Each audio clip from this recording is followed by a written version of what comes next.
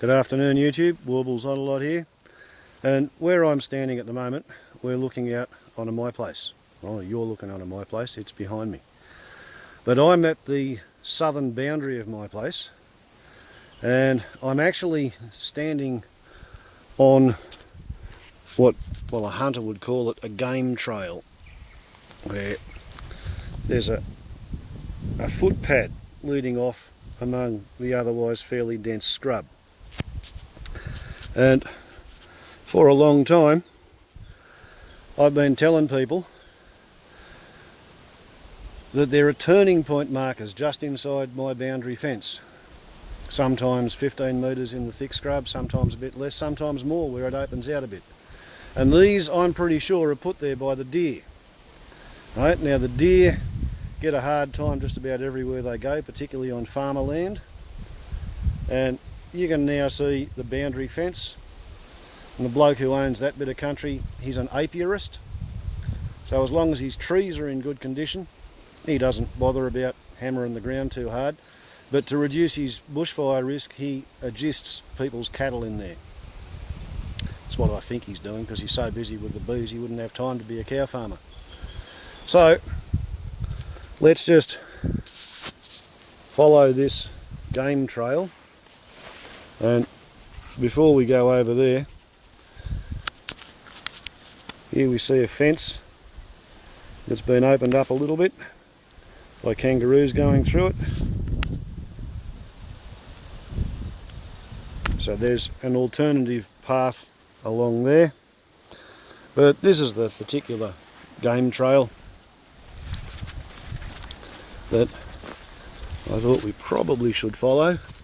It toddles along here, and from here the animals can be seen from the farmer land and they can be shot at. Right? So as we get over here into my place, the country gets a little bit thicker. Right? And here it's still a bit dangerous, but it's getting better from the point of view of a wild animal.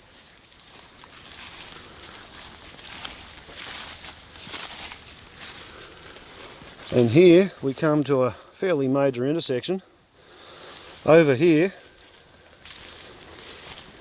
we have a very well sheltered, shielded spot where animals can wriggle their way under the fence, and as you can see quite a few of them do. And over there, they're at risk of getting hurt. Here's a boundary strainer peg in my fence.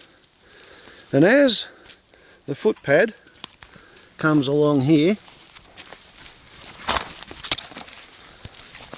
just knock my hat off, here we have a young sapling.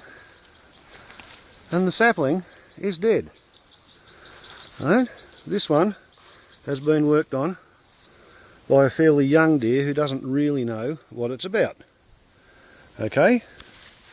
But you can clearly see how the bark has been stripped off, and what this young fella is wanting to do is to leave a strip of bark on one side of the sapling, so that as the young tree grows the wood extends in length and the bit of bark that's isolated doesn't, and it strips off.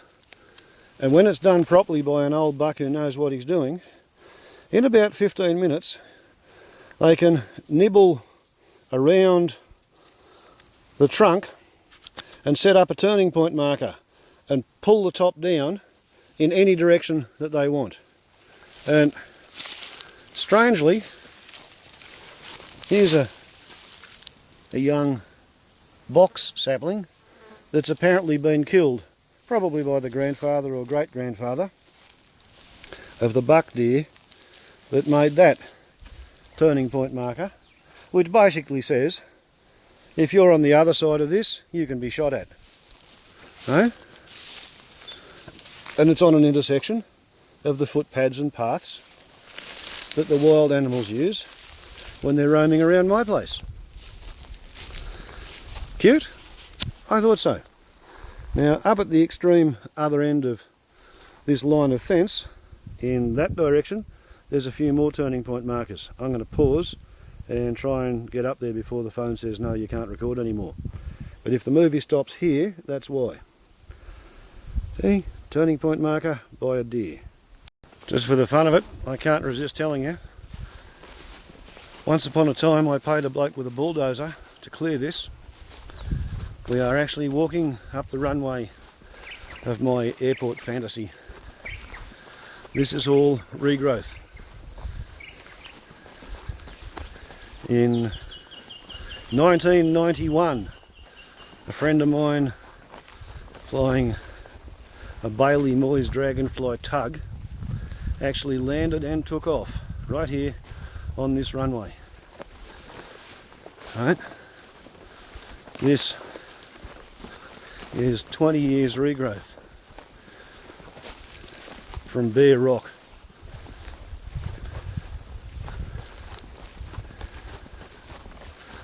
Pretty impressive, isn't it? Okay, well, I'm going to pause again and we'll keep walking. Pausing in the walk, halfway down the runway, here we see a wattle sapling, and you can see the bark has gone from one side of it, and again it's right beside a track leading to the fence. It marks the safe grazing area.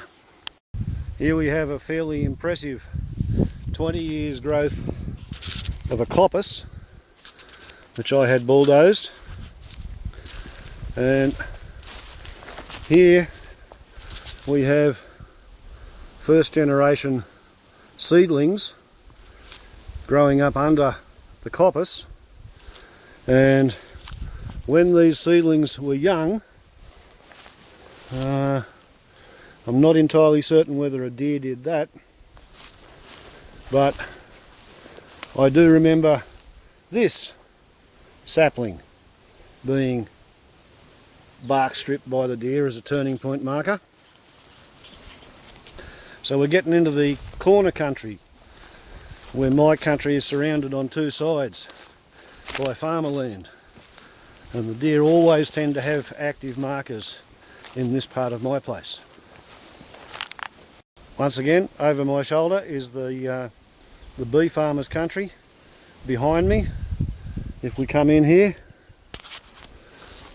this has been stripped of bark. It's got bark on the top, it's got bark on the bottom. This was also stripped off. Right? This is Turning Point Corner. It's where the bucks leave a marker so the does know where it's safe to stop, where they can't be seen from the farmer's side of the fence, because the bucks are off looking after a different mob of does. Here we have another one.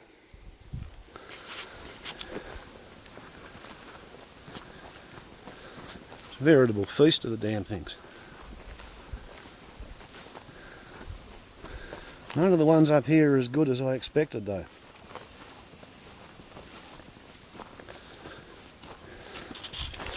Here we have another one, stripped of bark, chewed off.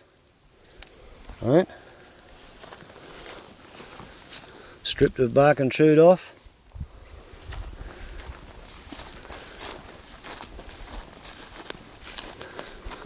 Not certain about that one.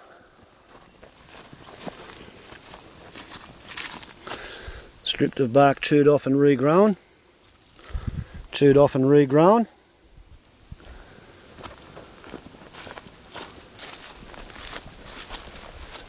That's a fairly old one.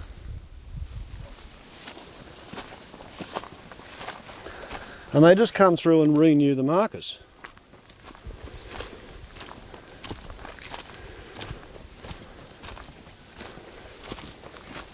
And quite often they replace them on the spot.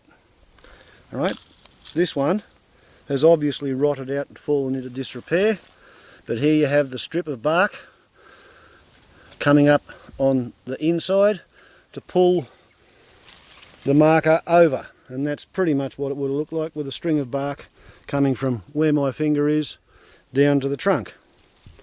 Okay, and just to prove that I'm not completely bloody delusional, here we have the next tree with the beginnings of a turning point marker, and something has disturbed the animal, or it's given up and gone away. But yeah, the deers put the turning point marker always pretty much on the same spot where their parents taught them that this is where the safe grazing limit is. Bet you didn't know that, did you, tubers of the U? Yeah? See? It's all real. It's not a fantasy. There are wild animals that leave turning point markers on the trees to let the rest of the herd know where it's safe, and you know, on the other side there be humans. So, if I was you, Snowwalker 1, Snowwalker Prime, all the rest of your mates when you're out there hunting for the yowies, I would fairly strongly suggest that instead of looking for bent branches in the tops of the trees, start looking for trees that have had the bark gnawed off on 3 sides, so that the bark pulls the top of the tree over. If you want to look for a wild animal leaving a marking, look for something that's just a little bit more subtle than a no entry sign beside the highway. Not much more subtle, you know. You saw the sapling up there beside the oh, is that another one? Yeah. You saw the sapling up there beside the fence with the dead leaves on it. That's a very fresh one. But have a look and see what is there before you start laughing at what you don't think is possible, because you'd be surprised at what's really out there. At least when you've got wild feral deer trying to stay alive. Warbles on a lot to YouTube. Have fun. Ciao.